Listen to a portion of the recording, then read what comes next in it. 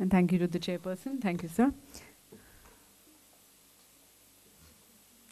And for the closing remarks of this conference, I would request Lieutenant General Retired A.S. Kalkat to kindly grace the dais.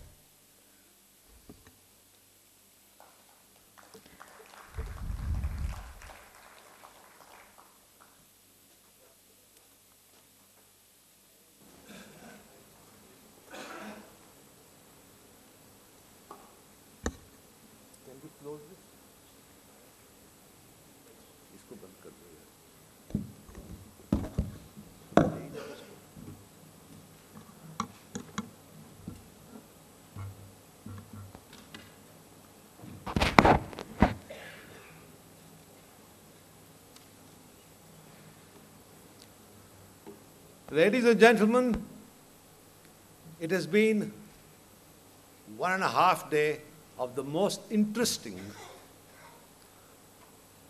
highly cerebral, and very objective discussion on a subject which is very dear to the hearts of many of you here, and also personally to me.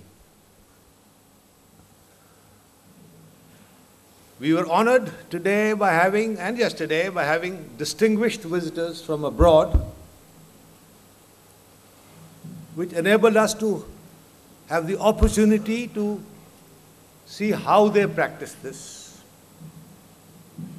And the fact that those who were here from abroad have been actually participants on the ground. We can all read books, we can all get professors to come and give a talk from abroad. They're very good. But we were fortunate here to have people who have actually handled these soldiers on the ground in battle situations. It's a rare opportunity for which I must thank the visitors from abroad.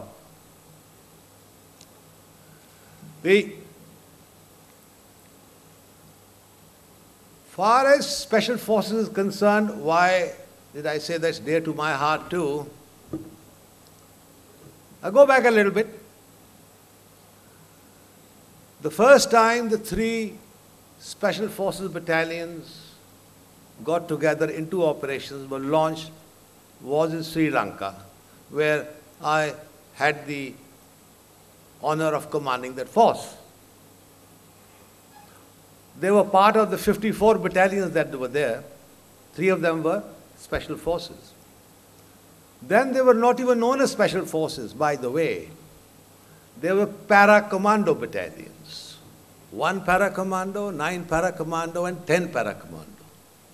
It is there for the first time that a special was created. Instead of calling it a para-commando cell, it was called a Special Forces cell. And if I am right, Hardev, you may please correct me, I think Sukhi Man, Colonel Man, was the first OC of that cell, and later on then Colonel Nanavati came in. The other way around, fine. It was Colonel Nanavati and then Sukhi Man came into the cell.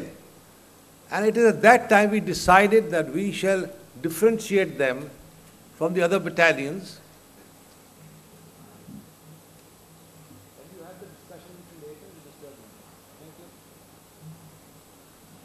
Because there were other para-battalions in the force there.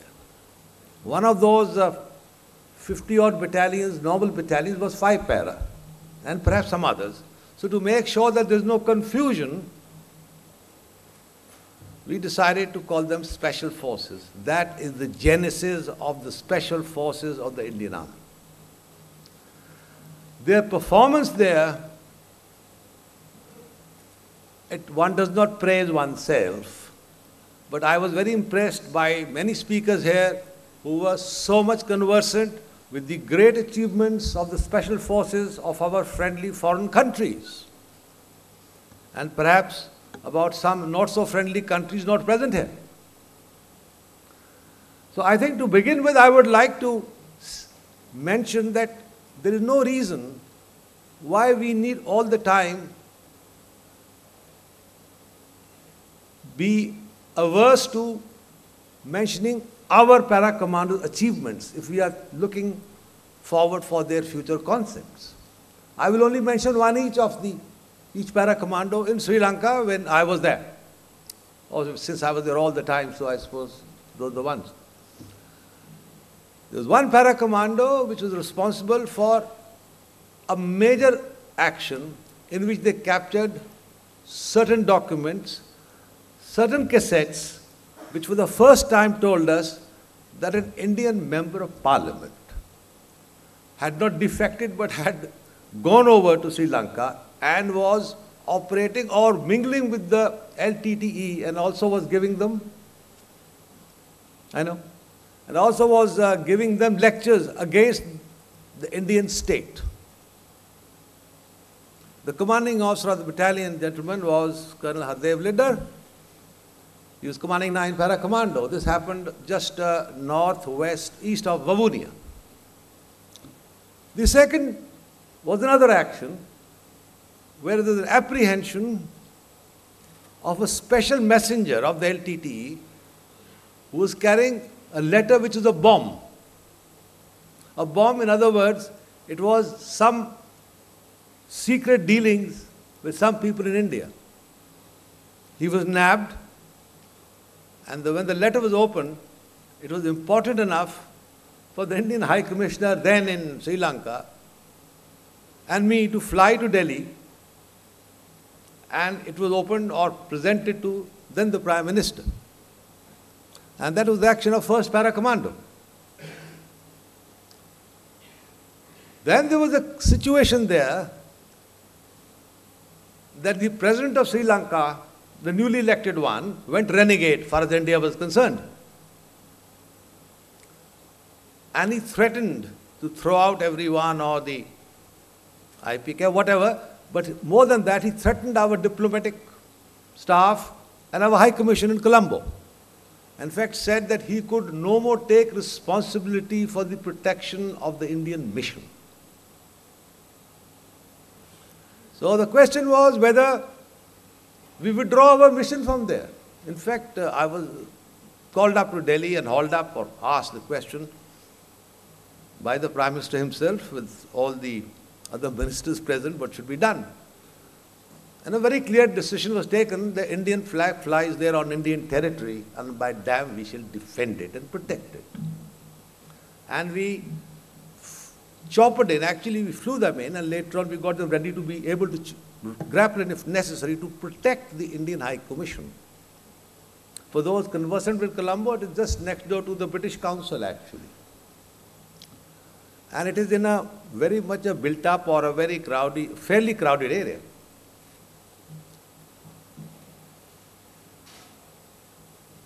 They manned them. There were crowds outside. The High Commissioner, I told him, I will have to evacuate you if necessary. He said, all right, but then please, I would like to be the last man. I'll come with you, because I was also present that day there. Crowds came. It was just a troop of the battalion concerned which held firm. No one dared to cross over. It was clear message there that till the last man is standing of that para commando or the special force battalion, they aren't getting into the compound or the soil of India. And that happened to be 10 para commando. There are many other occasions, but I wish that officers who know about these do talk about them. There's sufficient to be proud of to justify our placing the pedestal on which we do our para special forces. Now there are certain other points, and since the rest finished before time, I think I can cover them. Mine is not a structured talk because these are closing remarks, and therefore they have to take into account the last speaker. So I will speak them, forgive me if they are not sequential. Firstly, the ethos of a special force unit very much depends on the country that it belongs to. The special force units of the United States, and I say in plural because I'll talk about that later, there are plenty, are not designed to operate on the territory of the United States. So therefore, their ethos is different. Similarly is that of the Federal Republic of Germany. They are only designed to operate outside the territory of that state or the nation. However, in case of United Kingdom and France and perhaps India, we may have to operate within our own territory. So the ethos is conditioned by the country. But one thing is common. As we understand, special forces are a component of the uniformed military of that nation. If anyone has a different definition, then for that force, this is not the place to discuss it.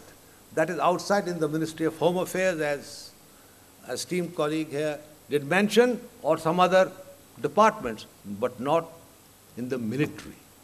And once you are part of the uniform military, you do not have one freedom, and that is to do what you want. It is not a free-for-all. It cannot be a no-holds-barred. A uniform military of a nation fights under the law of the land. Thou shalt not operate outside the law. For that there are other agencies, but the uniform military doesn't besmirch itself by doing thus. This is a debatable point in many countries, but certainly not in democracies. Now, I was told about there was a certain debate about, it was sectarian, shall we say, within the in-house. There was a book written in 1972. The name of the book was The Best and the Brightest, by an American, David Halberstam. And that's when the special forces again for the second time had a regeneration after Vietnam. And that book set the cat amongst the pigeons far as this problem of the airborne forces, the special forces were concerned. And that is where the controversies arose. They still carry on. So it's nothing new. If we have discussions here today, it is nothing new. It has happened in the past. Perhaps it will happen again in the future. Today the US had, perhaps, to the best of my knowledge, 3. They have the Rangers, the Green Berets, and the Delta Force. Delta Force is a consequence of this book, basically. But is there any more? Hardev, you can tell? 3 I know of. So proliferation is not only in nuclear weapons, also in the various special forces. Apart from this, there are certain countries which have special forces which have given the special forces a bad name. Certain countries in Southeast Asia and others have used special forces as hit squads. We shall talk about it a little later when I talk about certain little experience which I will take the liberty of this time. There was a mention made about, very cerebral by the esteemed speaker from the United Kingdom, the General, that there is an apocalypse around 2020 when 40 or more states will have decayed or perhaps would become failed states. It's horrifying to know that there are so many decaying states today. Indeed, I agree. But then that's largely a question of governance. And when we talk of governance, that is to be addressed politically, not militarily. So I think somewhere we will have to be careful not to give our... you are prepared thereafter to go to war also. And that's a decision the cabinet will have to take if the time comes. But it can't be ad lib, launch it kind of a scenario. The other point I would like to clarify is that there are special forces and there tends to be a confusion between security forces.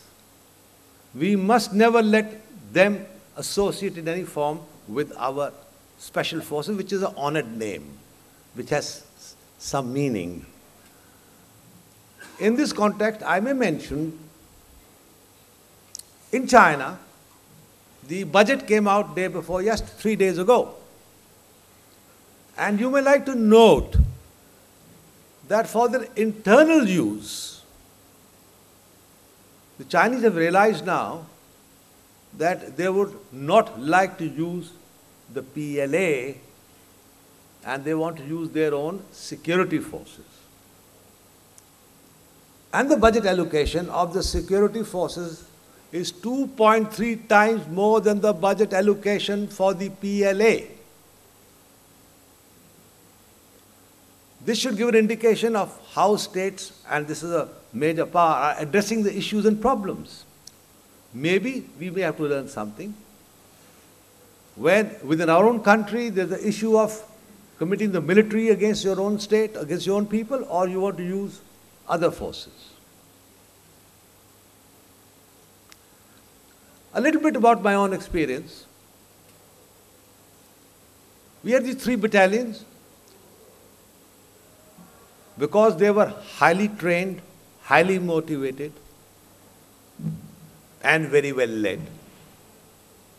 There was a tendency of my divisional commanders, any difficult task, give me a para-commando battalion or a team, that's about 120 odd people, they would like them to do it.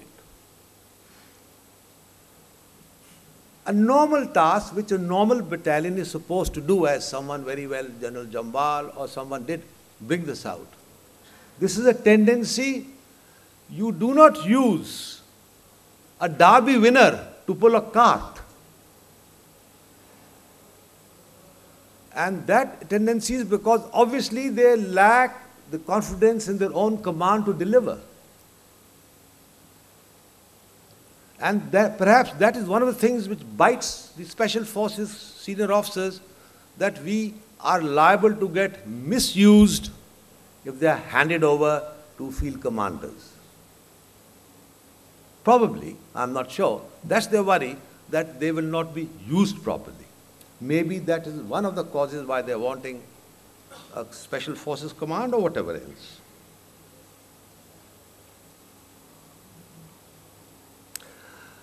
They mentioned a very good idea. Someone mentioned about a joint forces command, a joint special forces command, whether the ultimate 3 people who are charged with the defense of the realm of the day, the 3 chiefs of staff, accept or not, is their wisdom and their decision. But whatever be it, whether joint forces or whether under respective service, they will, as long as they are a component of the uniformed military, have to follow a certain chain of command. And should this suggestion not find favor and the special forces remain with the service concerned, I would beg to venture that don't go with an ongoing belief that your commanders of the line, and I don't mean company or battalion, I mean your divisional commanders, your corps commanders, your army commanders are incompetent enough to know how to employ special forces. I think you're not being fair. So therefore, should that happen, that they have to go there, you have got to have faith in your chain of the command.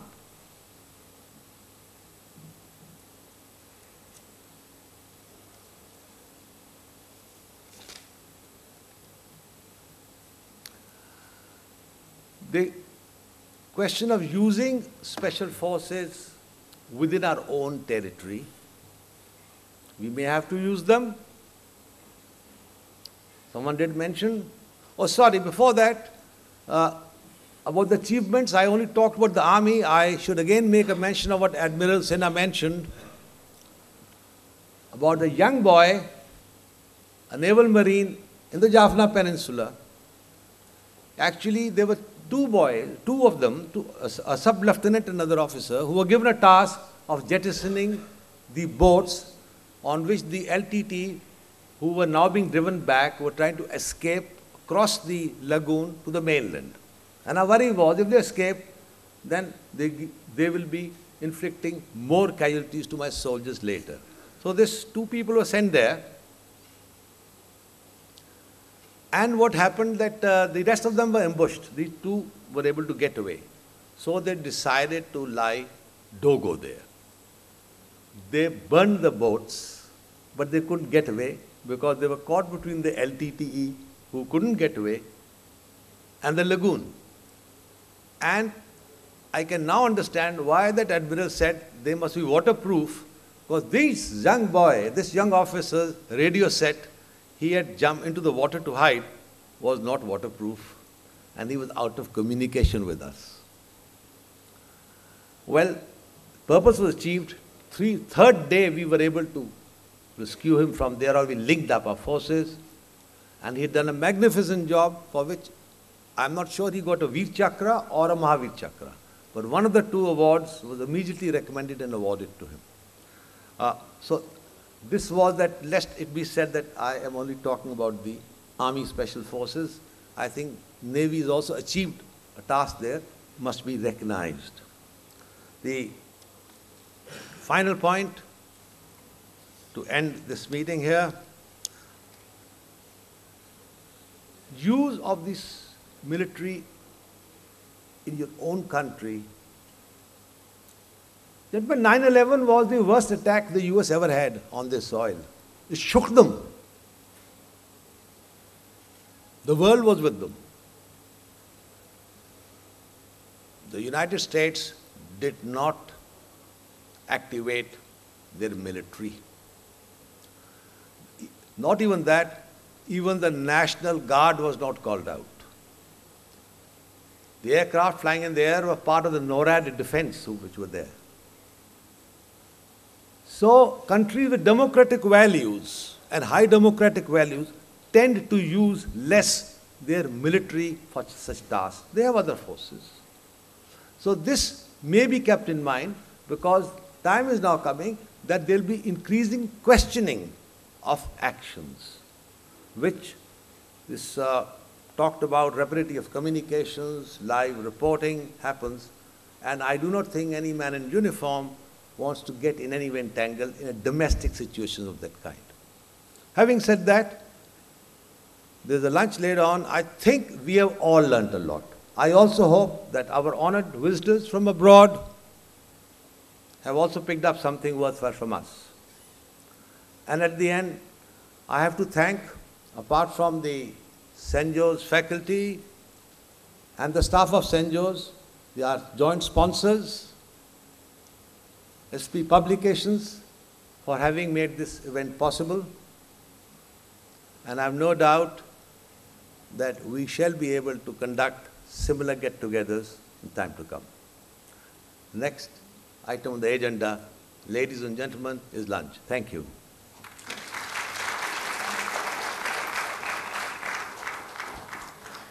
Thank you to Lieutenant General Kalkat for his closing remarks and for sharing his views and insights. And thank you to each one of you, ladies and gentlemen, for joining us on behalf of the organizers, CENJOWS and SP Guide Publications. I thank each one of you for joining us in this 1.5-day conference. And as Lieutenant General Kalkat said, hope it was a learning experience for everyone. So thanks once again, and request you all to kindly join us now for lunch.